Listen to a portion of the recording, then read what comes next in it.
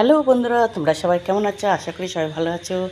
আমি একটা দারুণ রেসিপি নিয়ে এসেছি আলুর পরোটা করব। দেখো, আলুটা ভালো করে সিদ্ধ করে নিয়ে গ্রেট করে নিয়েছি, মানে কাটারে ভালো করে মিহি করে ঘষে নিয়েছি। তারপরে কেটে নিয়েছি পেঁয়াজ, আদা, রসুন, সব কিছু, লঙ্কা, কাঁচা লঙ্কা দিয়ে একটু তরকারিটা আমি ভালো করে সাতলিয়ে করে নিয়েছিলাম।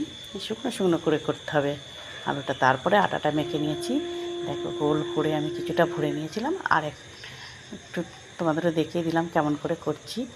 এরকম করে করলে কিন্তু এই রেসিপিটা কিন্তু খেতে এত ভালো লাগবে, সবাই খেয়ে নাম করবে। করে দেখবা এরকম করে একবার। এই দেখো, আমি গোলটা করে নিলাম আলুর পুর ভরে ভালো করে। তারপরে একটু নরম হয়ে গেছিলো, যে আটাটা একটু ভালো করে মাখিয়ে নিয়েছিলাম, নিয়ে একটু বেলে আস্তে আস্তে করে তাওয়াতে ভালো করে ভেজে নিচ্ছিলাম। নিয়ে একটু তেল দিয়ে দিয়েছি, কেননা পেঁয়াজ দিয়েছি তো, ওই জন্য ঘি দিয়ে ভাজিনি, আমি দিয়েছি তেল, সর্ষের তেল দিয়েই ভেজেছি। আমাদের আবার সর্ষের তেলটা পছন্দ করে, সাদা তেল খায় না, তাই জন্য। দেখো, একটা দারুণ রেসিপি। ধন্যবাদ তোমাদের।